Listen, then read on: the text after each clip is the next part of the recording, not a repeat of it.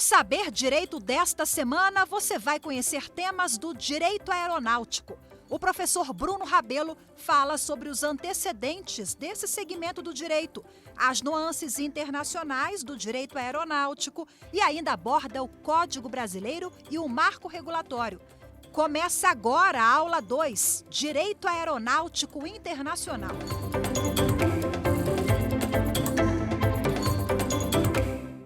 Olá, sejam bem-vindos à segunda aula do curso de Direito Aeronáutico.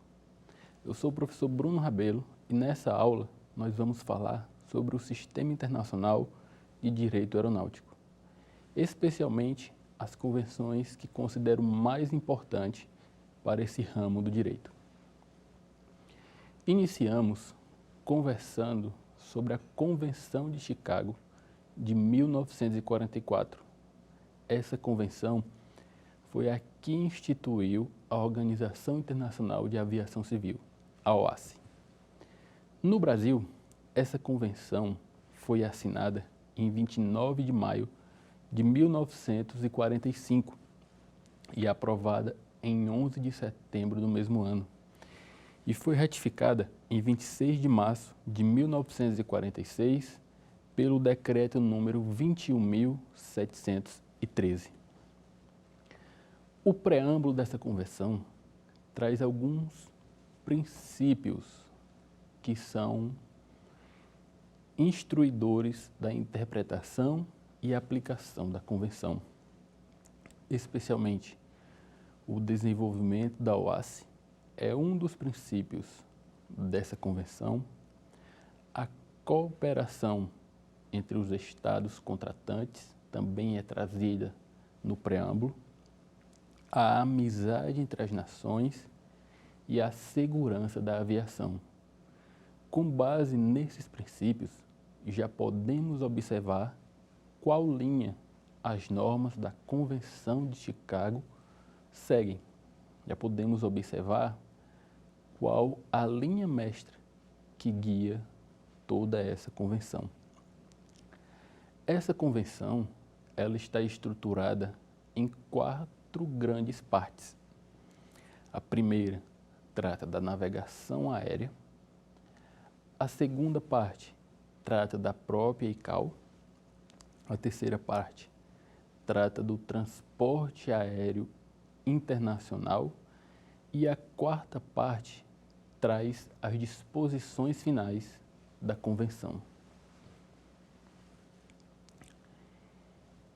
Inicialmente, a convenção determina que todos os estados contratantes devem respeitar a soberania sobre o próprio espaço aéreo e sobre o espaço aéreo pertencentes aos outros contratantes.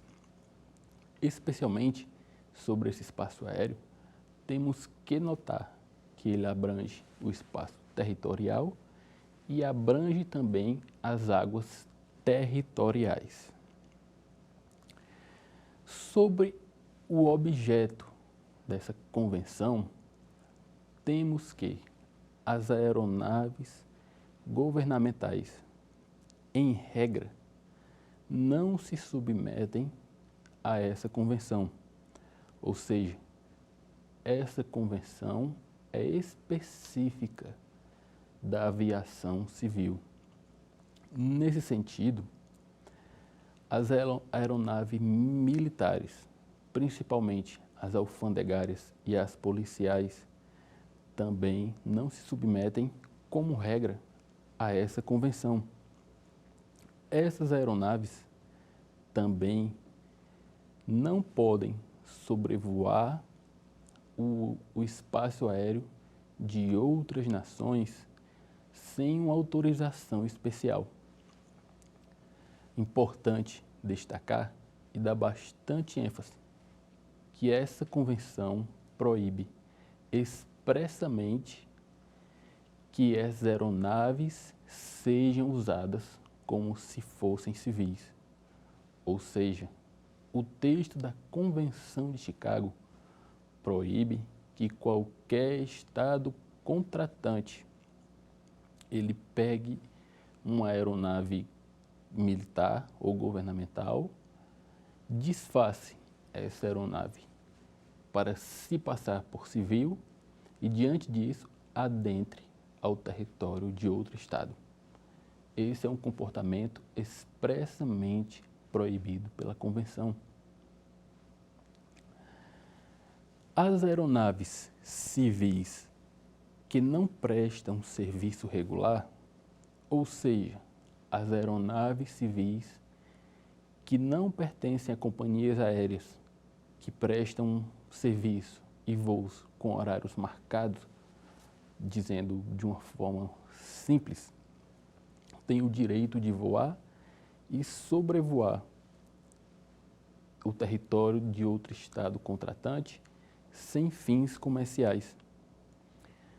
Por óbvio, essas aeronaves devem seguir todas as regras do espaço aéreo que sobrevoam do Estado contratante. Se esse voo for um voo remunerado, realizado por aeronave civil não regular, algumas regras de embarque e desembarque podem ser estabelecidas pelo Estado que está recebendo essa aeronave. Ou seja, o Estado que recebe essa aeronave pode determinar que necessariamente o pouso será feito em um aeroporto que tenha controle de imigração, ou pode determinar que no momento do pouso haverá uma vinculação entre a aeronave e o piloto para fins de responsabilidades. Enfim, o Estado que recebe a aeronave pode estabelecer um regulamento nesse contexto. A aeronave civil que opera voos regulares, geralmente as companhias aéreas que todos nós conhecemos, necessitam de uma autorização específica para prestar o serviço ou para sobrevoar o território do Estado contratante. Nesse sentido, se uma empresa de um outro país, seja, enfim, de qualquer outro contratante da Convenção, desejar prestar serviço aéreo internacional com origem ou destino no Brasil, precisa de uma autorização específica emitida pela Autoridade Aeronáutica Brasileira para prestar esse serviço. Ainda nesse contexto, a Convenção de Chicago proíbe expressamente a prática da cabotagem. Conversamos sobre isso na aula anterior, mas, para relembrar, a cabotagem é quando uma empresa aérea estrangeira presta serviço de transporte aéreo doméstico dentro do país contratante. Aeronaves sem piloto também estão previstas na Convenção de Chicago. Estas, em regra, são proibidas de sobrevoar o território de outro Estado contratante. Porém, o Estado que recebe essa aeronave pode permitir esse sobrevoo seguindo os regulamentos devidos e sendo observadas as condições de segurança para a realização do voo. Essas aeronaves sem pilotos podem ser de várias espécies, desde drones pequenos a drones de maior porte, ou mesmo alguma aeronave que ainda venha a ser criada, uma nova tecnologia, enfim, esse texto é bem abrangente.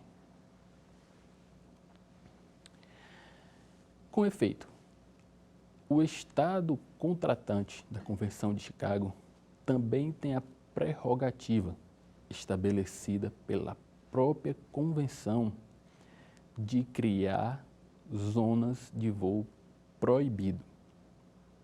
Ou seja, os estados contratantes podem delimitar certos espaços, seja vinculado ao solo ou não, pode ter apenas um espaço idealizado no ar, no espaço aéreo, e proibir ou limitar o voo sobre esses espaços.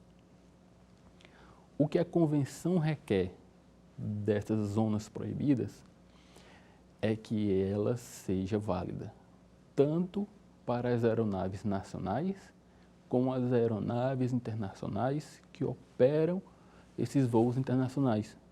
Ou seja, o Estado brasileiro, na condição de contratante da Convenção de Chicago, ele não pode criar uma zona de voo proibida apenas para as aeronaves vindas do exterior. Se criar essa zona, deve ser proibida tanto para as aeronaves nacionais como estrangeiras. Nesse sentido, o Estado contratante também tem a prerrogativa de restringir total ou parcialmente o espaço aéreo. E recentemente, durante a pandemia, nós vimos isso acontecer não só no Brasil, como em vários outros estados. A aeronave recebida de outro estado contratante, a aeronave que vem, por exemplo, de outro estado para o Brasil, ela pode ser instruída a realizar o seu pouso em um aeroporto específico. Principalmente, necessariamente, deve ser em um aeroporto internacional e esse aeroporto deve ter as capacidades técnicas para receber essa aeronave. Deve ter uma pista adequada, deve ter facilidades adequadas para receber essa aeronave. Não sendo possível realizar esse primeiro pouso num aeroporto internacional, é necessário uma autorização especial para que o pouso seja realizado. Nesse contexto, a lista de passageiros também deve ser informada às autoridades brasileiras durante a recepção desse voo ou mesmo antes. Nesse contexto, as aeronaves que operam voo internacional terão que seguir as regras de tráfego aéreo e essas regras de tráfego aéreo emitidas pelos estados contratantes devem seguir, na máxima medida possível, as instruções emanadas da ICAO. Seguindo uma linha que podemos chamar de paridade entre aeronaves nacionais e internacionais, os regulamentos de tráfego aéreo também devem ser os mesmos, tanto para as aeronaves internacionais quanto para as aeronaves internacionais. Adicionalmente, os estados contratantes da Convenção estão obrigados a, em caso de acidente aeronáutico, realizar uma investigação. Essa investigação deve seguir o anexo 3 da Convenção de Chicago, que estabelece detalhadamente a forma como deve ser feita, os requisitos e os resultados dessa investigação. Esse é um compromisso assumido pelo Estado contratante e reconhecido na legislação brasileira também. Deixa eu ter aqui. Ora, a Convenção também prevê questões sobre normas aduaneiras. As normas aduaneiras, para resumir, são normas sobre a entrada e saída de produtos no território brasileiro. Essas normas devem ser seguidas tanto pela tripulação, como pelos passageiros, como pela carga vinda a bordo da aeronave. Cada um desses itens é objeto de uma norma com características específicas. Por exemplo, para a tripulação pode ser dada uma isenção no valor de entrada de produtos maior do que para os passageiros, por exemplo. Ou mesmo pode não ser estabelecido esse limite. Enfim, essa norma também deve definir quais os tributos incidirão sobre as cargas. Nesse mesmo sentido, os estados contratantes devem estar comprometidos a estabelecer e a cumprir normas sanitárias para fins de evitar a transmissão e o contágio de doenças. Um exemplo bastante recente também é o caso da pandemia da Covid-19, que muitos estados passaram a exigir diversos requisitos para a entrada no seu território, como vacina, uso de máscara, exames, enfim, vários requisitos. Retomando o tema da paridade, a Convenção estabelece que os aeródromos públicos que estejam abertos às aeronaves nacionais também devem estar para as aeronaves internacionais. Ou seja, se temos um aeroporto com capacidade para receber aeronaves internacionais e esse aeroporto está aberto para as aeronaves nacionais, as aeronaves internacionais não podem ser impedidas de pousar nesse aeroporto ou nesse aeródromo. Contudo, por questões técnicas, por exemplo, se o clima não permitir, se o vento estiver desfavorável ou se alguma das facilidades estiver inoperantes, esse aeroporto pode ser fechado. Porém, tem que ser fechado para aeronaves nacionais e internacionais. Não pode, em hipótese alguma, haver essa distinção entre as aeronaves. Nesse mesmo sentido, é o uso das facilidades de navegação aérea. O que são as facilidades?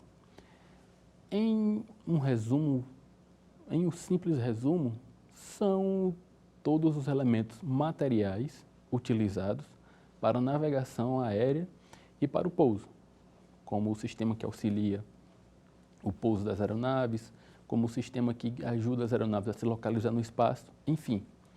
Se esse sistema estiver operacional e estiver sendo usado por aeronaves internacionais, também deverá ser permitido o uso pelas aeronaves vindas do exterior.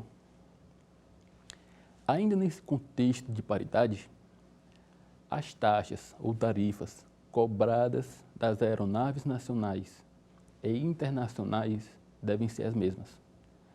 Mas, se eu tenho uma aeronave de pequeno porte, eu vou cobrar a mesma taxa de uma aeronave de grande porte? Não.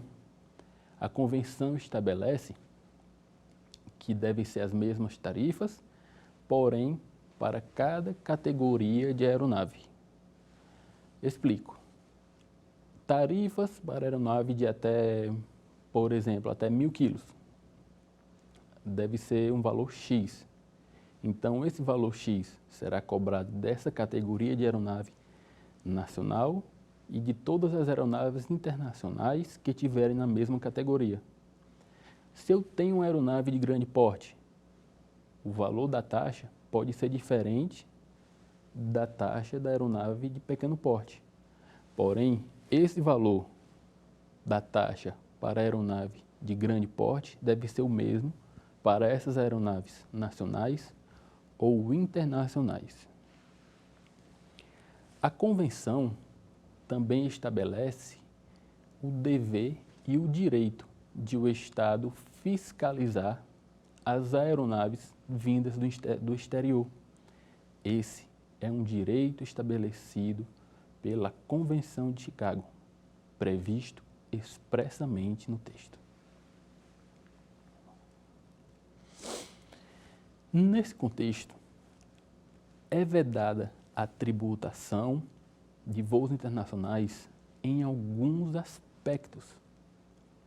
Ou seja, o Estado contratante não pode tributar bens ou pessoas, ou tráfego de pessoas, que estejam dentro da aeronave.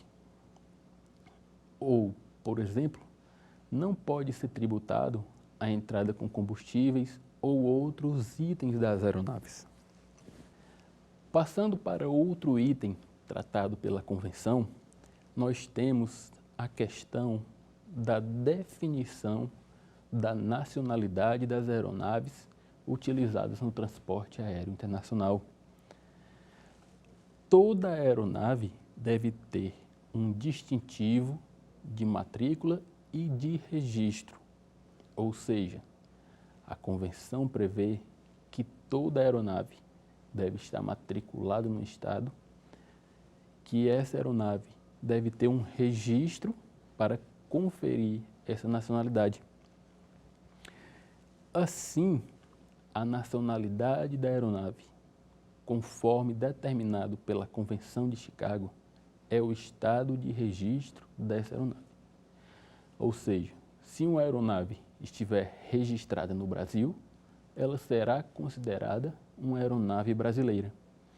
Se essa aeronave estiver registrada na Alemanha, será considerada uma aeronave alemã para fins de direito internacional. É vedado que essa aeronave ou qualquer aeronave utilizada no transporte aéreo internacional seja registrada em 2 ou mais estados. Ou seja, eu não posso ter uma aeronave registrada no Brasil e na Argentina ao mesmo tempo. Isso trará consequências. Os dados de registro dessa aeronave devem ser fornecidos ao estado contratante que solicitar. Essa aeronave deve ter esses documentos preferencialmente a bordo e, caso seja solicitado, deve apresentar às autoridades do estado contratante. Ainda nesse contexto, a ICAO deve ter a informação de quem é o operador dessa aeronave de voo internacional. Ou seja, antes de começar a realizar esses voos, o operador deve informar a ICAO quem é o proprietário da aeronave e quais voos esta aeronave irá operar. Caso o estado contratante não consiga cumprir 100% dos termos previstos pela Convenção e pelos regulamentos da ICAO, esse fato deve ser comunicado ao Conselho da ICAO. Isso é chamado pela Convenção de diferenças. E essas diferenças devem ser públicas para fins de evitar enganos ou evitar problemas e dificuldades nas operações aéreas. Se essa diferença surgir depois de uma emenda a algum dos regulamentos da ICAO, o estado contratante terá um prazo para realizar as modificações. Estando de acordo, o estado realiza. Não estando de acordo, o estado contratante também deve notificar a ICAO sobre essas diferenças, para que o Conselho da ICAO dê publicidade sobre essa diferença, tornando assim conhecida por todos os operadores aéreos de todas as nações contratantes. Se a aeronave que estiver operando o voo internacional deixar de cumprir algum dos requisitos operacionais ou algum dos regulamentos da ICAO, esse descumprimento ou essa diferença, como prevista na Convenção, deve estar registrada formalmente no certificado de aeronavegabilidade da aeronave. Esse certificado nada mais é que o documento reconhecido pelas autoridades que atesta a capacidade de voo seguro da aeronave. Essa mesma restrição se aplica às tripulações que operam esses voos. Ou seja, se o Estado não cumprir algum requisito da ICAO e isso implicar na tripulação, nos certificados da tripulação, esse descumprimento também deverá estar registrado nos certificados da tripulação. Nesses dois casos, os voos para o país contratante estará sujeita à autorização. Dito de outro modo, se o Estado contratante vai receber uma aeronave com uma tripulação e ambos estão completamente adequados às normas da ICAO, essa permissão é automática, por meio da convenção. Se essa aeronave vem com restrições de aeronavegabilidade ou de licença da tripulação, o Estado que recebe essa aeronave deve emitir uma autorização especial para receber essa aeronave com essa tripulação.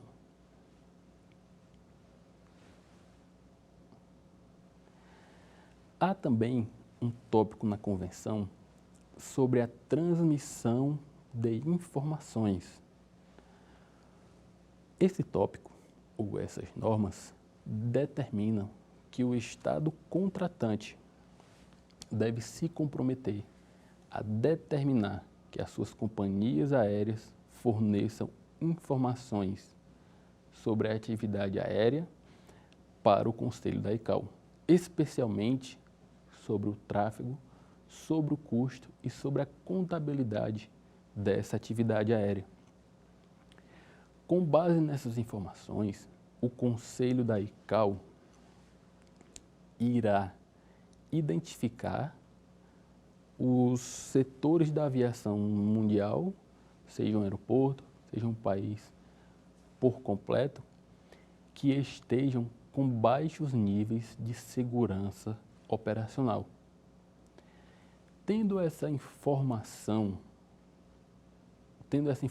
bem clara, o Conselho poderá notificar esse Estado contratante para efetuar as correções e remediar essas situações por meio de recomendações vinculantes, ou seja, por meio de uma norma internacional. Não havendo a possibilidade de esse Estado realizar essas adequações, a Convenção de Chicago nos dá a possibilidade de haver um financiamento para a melhoria dessas atividades, desses aspectos que estão baixando o nível de segurança operacional na aviação. Nesse sentido, o Conselho irá emprestar no todo ou em parte os recursos necessários para serem efetuadas essas melhorias. Esses recursos virão de vários estados contratantes que se dispuserem a ajudar mediante a remuneração do capital emprestado para o outro contratante. Nesse contexto, o Estado contratante também poderá entregar total ou parcialmente a gestão desses recursos ou desse sistema para o Conselho da ICAO. Ou seja, a ICAO pode assumir a gestão de aeroportos, a gestão de tráfego aéreo de um determinado país, enfim, essas atividades podem ser executadas também mediante remuneração por a cobrança de uma taxa justa pelo próprio Conselho da ICAO. Caso seja necessária a utilização de um terreno, seja para construção, ampliação ou melhoria dessa infraestrutura aeronáutica que esteja com baixa qualidade, o terreno deverá ser fornecido pelo próprio Estado contratante que está recebendo essa ajuda do Conselho da ICAO.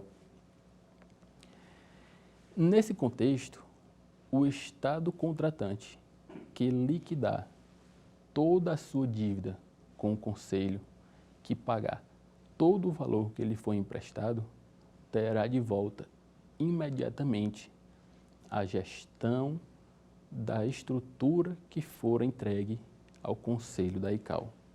Com efeito, as atividades dos estados contratantes não se restringem a cumprir regulamentos, a investir em infraestrutura e a fiscalizar a atividade aérea internacional.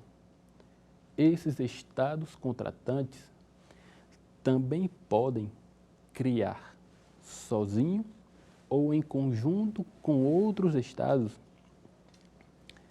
companhias aéreas para operar voos internacionais. Ora, se a nacionalidade das aeronaves é definida pelo estado de matrícula e se eu tenho uma companhia aérea formada por 2 estados e as aeronaves, em qual estado essas aeronaves serão registradas? Qual será a nacionalidade dessas aeronaves, já que elas pertencem a 2 países distintos? Essa é uma questão que a própria Convenção já previu e já deu a solução. A Convenção diz que a nacionalidade das aeronaves será definida pelo Conselho da ICAO.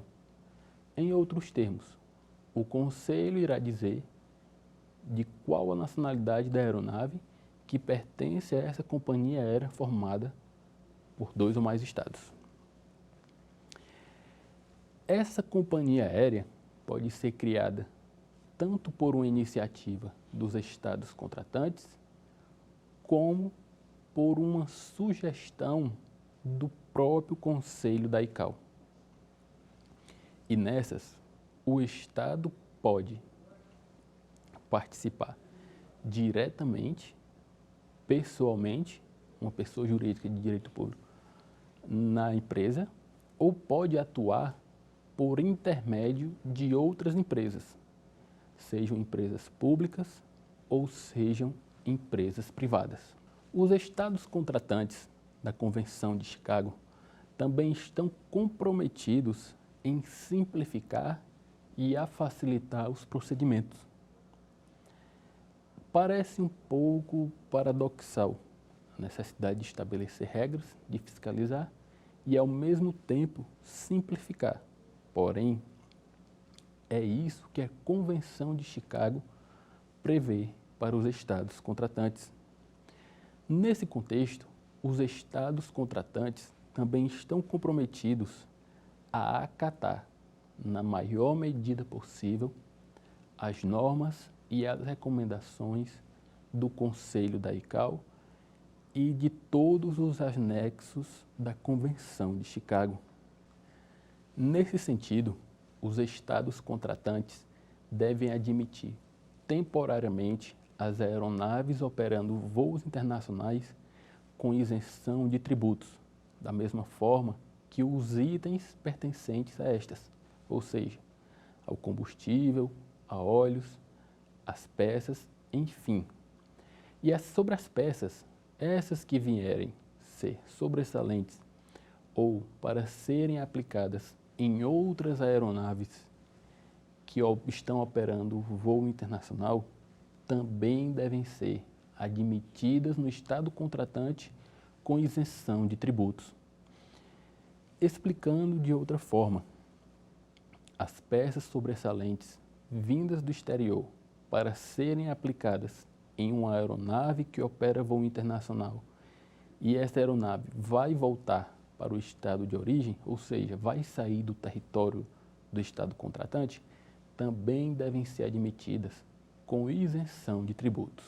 Os estados contratantes também, pelo texto da Convenção de Chicago, estão obrigados a prestar auxílio e assistência a todas as aeronaves pertencentes aos estados contratantes que se encontrem em situação de risco ou de vulnerabilidade. Nesse contexto, caso haja algum acidente com as aeronaves, o Estado contratante, dono do território que aconteceu o acidente, também está obrigado a realizar a investigação desse acidente. Nessa investigação, deve seguir as normas da ICAO e deve permitir que o estado de nacionalidade da aeronave ou o estado do fabricante, o estado de matrícula, enfim, que os estados interessados enviem representantes para acompanhar a investigação desse acidente.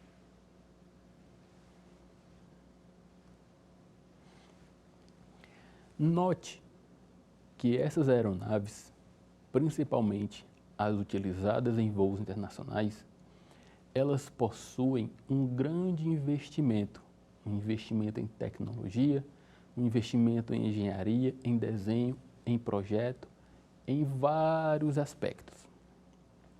Tudo isso, na ausência de normas, poderiam ser copiados ou poderiam ser requisitados ou reclamados por outras pessoas em outros estados contratantes. Porém, a Convenção de Chicago, ela estabelece uma norma segundo a qual, se o estado que recebe a aeronave é parte da Convenção Internacional para a Proteção da Propriedade Industrial, ou esse estado tem uma legislação que protege a propriedade industrial semelhante à convenção, as suas aeronaves, quando em outro estado, estarão protegidas contra qualquer tipo de reclamação no tocante à propriedade intelectual industrial. Ou seja, se uma aeronave brasileira estiver em outro país, chegando lá, haja alguma reclamação sobre a propriedade industrial aplicada nessa aeronave, essa propriedade será protegida, ou seja, a reclamação no outro estado deverá ser negada pelas autoridades competentes. Durante os voos internacionais, a Convenção também estabelece uma série de documentos que devem estar a bordo da aeronave. Vou ler alguns agora. A aeronave deve ter a bordo um certificado de registro de aeronavegabilidade, os certificados e as licenças para a operação dos rádios, deve estar as licenças da tripulação, o diário de bordo, a lista com os nomes e o local de embarque e de desembarque dos passageiros e o manifesto de carga. Esses são os documentos básicos que as aeronaves devem ter a bordo durante a operação de voos internacionais. A tripulação deve estar, por óbvio, devidamente licenciada. A regra é que essa licença seja emitida pelo estado de nacionalidade da aeronave. Ou seja, se eu tenho uma aeronave brasileira operando voos internacionais, a licença dessa tripulação deve ser emitida pela Autoridade de Aviação Civil brasileira.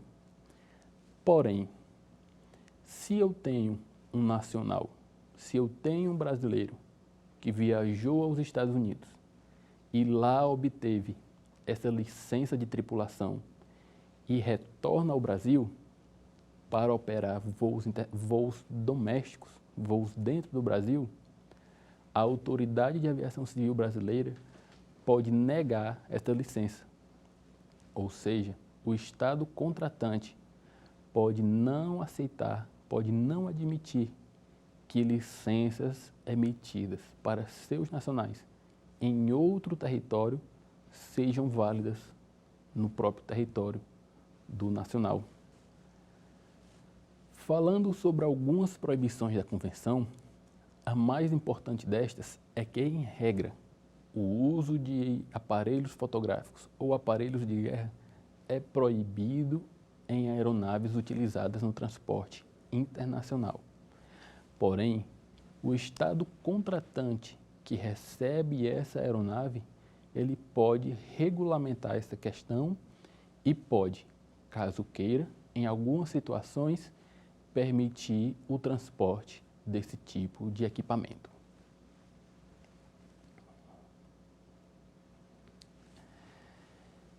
Nesse contexto das relações internacionais, o texto da Convenção de Chicago ele pode ser interpretado de várias formas. Cada Estado contratante pode dar uma interpretação diferente ao mesmo texto da Convenção. Havendo essa divergência na interpretação da Convenção, esta deve ser registrada junto ao Conselho da ICAO. O Conselho, por sua vez, dará publicidade a essa divergência e irá permitir que todos os demais estados contratantes tenham conhecimento dessa divergência e, por consequência, que eles possam adaptar as suas normas ou adaptar as suas operações para atenderem a essa divergência na interpretação e aplicação da Convenção de Chicago. Ainda sobre a divergência, se houver conflito quanto a essa interpretação ou aplicação, o Conselho da ICAO terá o poder, dado pelo texto da Convenção, de decidir sobre essa interpretação. Nessa decisão, os interessados terão direito a emitir o seu voto, terão direito a votar sobre qual interpretação acham mais adequada. Ainda estando inconformado com a decisão emitida pelo Conselho da ICAO, o interessado poderá recorrer em 60 dias. Poderá recorrer para um tribunal arbitral aceito pelos demais interessados ou poderá recorrer ao Tribunal de Justiça Internacional, que, por sua vez, irá ter a decisão sobre a divergência na aplicação e interpretação da Convenção de Chicago. Caso seja constatada alguma irregularidade praticada por alguma empresa aérea de transporte internacional, o Conselho irá tomar alguma decisão sobre isso. Por sua vez, o Conselho irá comunicar essa decisão ao Estado contratante e o Estado contratante, caso a empresa aérea não cumpra a decisão do Conselho, deverá proibir que essa empresa opere no seu território. Se, ainda assim, o Estado contratante não proibir as operações dessa empresa, o mesmo Estado contratante poderá perder o seu direito de voto tanto no Conselho como na Assembleia da ICAO.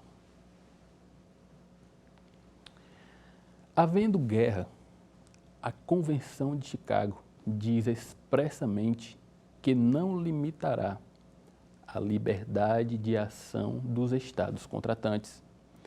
E essa mesma liberdade a Convenção dá para os estados que declarem emergência nacional e comunica com as devidas formalidades ao Conselho da ICAO.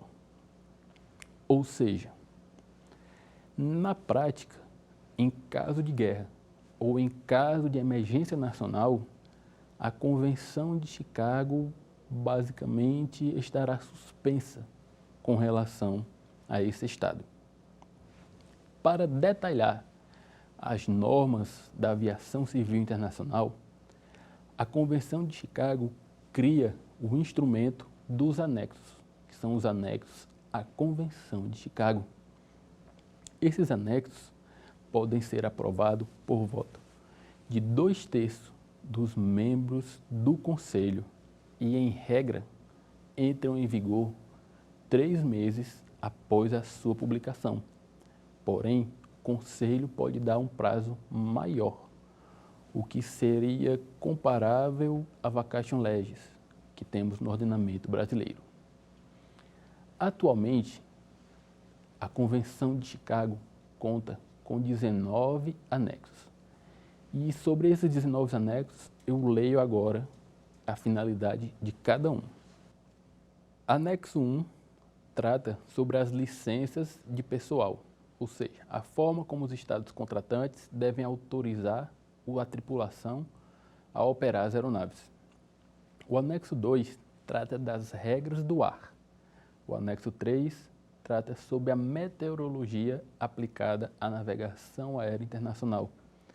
O anexo 4 ele instrui a forma como elaborar as cartas aeronáuticas. O anexo 5 sobre as medidas a serem adotadas nas operações aéreas. O anexo 6 trata das operações de aeronaves. O 7º especifica as regras internacionais sobre as marcas de matrícula e nacionalidade das aeronaves. O anexo 8 fala sobre a aeronavegabilidade. O 9 fala sobre a facilitação sobre os instrumentos de facilitação do transporte aéreo. O anexo 10 sobre as telecomunicações. O 11 sobre o serviço de tráfego aéreo. O 12 sobre a busca e salvamento. O anexo 13 sobre a investigação de acidentes e incidentes aeronáuticos. O 14 trata dos aeródromos. O 15 sobre o serviço de informação aeronáutica. O 16 sobre a proteção ao meio ambiente. O 17 sobre a segurança da aviação. O 18 trata do transporte de mercadorias perigosas e o 19 sobre o gerenciamento de segurança operacional. Com esse panorama de todos os anexos da Convenção de Chicago de 1944, nós fechamos essa aula e já passamos para o nosso quiz da aula de hoje. Qual atualmente é a principal norma internacional sobre aviação civil? Alternativa A, Convenção de Chicago de 1944. Alternativa B, a Convenção de Paris de 1919. Alternativa C, a Convenção de Roma de 1933. Ou alternativa D, a Convenção de Madrid de 1929. Você já sabe qual alternativa você considera correta? Consideramos correta a alternativa A, a Convenção de Chicago. Particularmente, considero a Convenção de Chicago de 1944 a mais importante porque ela cria a ICAO, que é o principal órgão da aviação civil internacional. As outras convenções tiveram sua relevância ou ainda têm, porém, na minha opinião, nenhuma se compara à importância que a Convenção de Chicago de 1944 tem para a aviação civil internacional. Vamos para o próximo quiz.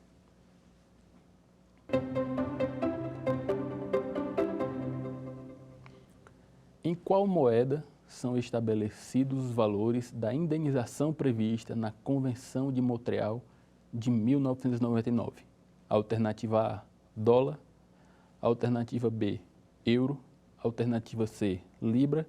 E alternativa D, direito especial de saque. Você já sabe qual a alternativa correta? A alternativa correta é a letra D, que estabelece o direito especial de saque.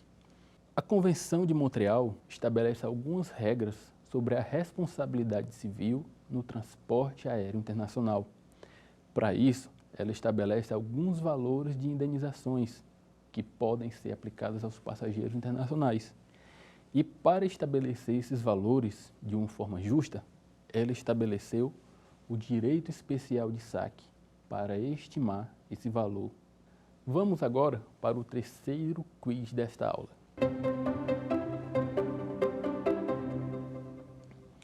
Qual o âmbito de aplicação da Convenção de Montreal de 1999?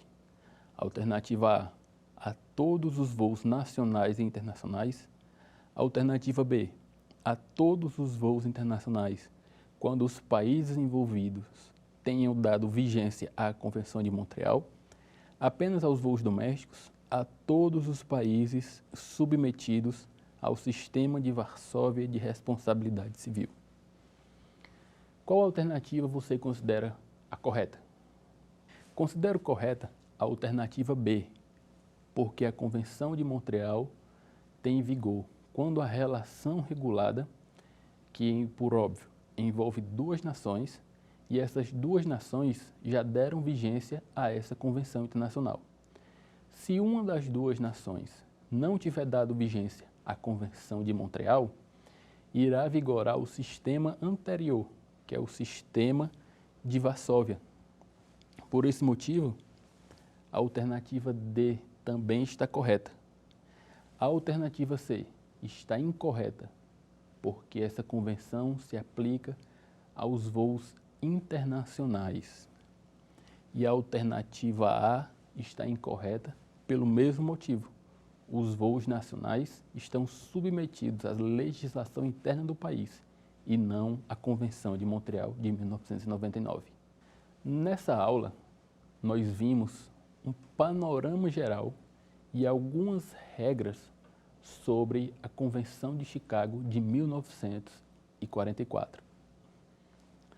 Nessa aula, vimos que as aeronaves vindas do exterior devem ser isentas de tributos relativos a alguns aspectos, que essas aeronaves, a tripulação e os passageiros e a carga também devem cumprir as legislações do país que recebe a aeronave, especialmente as alfandegárias, que essas aeronaves, quando tiverem algum tipo de divergência com a Convenção Internacional, essa divergência deve estar registrada no certificado de aeronavegabilidade. Vimos também alguns compromissos que os estados contratantes assumiram. Compromisso esse, por exemplo, de realizar a investigação de acidentes aeronáuticos, o compromisso de simplificar e facilitar a navegação aérea, o compromisso de evitar atrasos desnecessários nos voos internacionais, e vimos também uma lista com todos os anexos que atualmente fazem parte das normas da ICAO sobre aviação civil internacional. Por fim, na próxima aula, nós conversaremos sobre o Código Brasileiro de Aeronáutica. Veremos vários aspectos desse código, sobre propriedade de aeronaves, veremos sobre as matrículas das aeronaves, veremos sobre alguns aspectos de alguns contratos que podem ser celebrados sobre aeronaves. Enfim, na próxima aula, faremos um passeio completo sobre o Código Brasileiro de Aeronáutica. Eu me despeço e já convido todos para estarem assistindo a nossa próxima aula.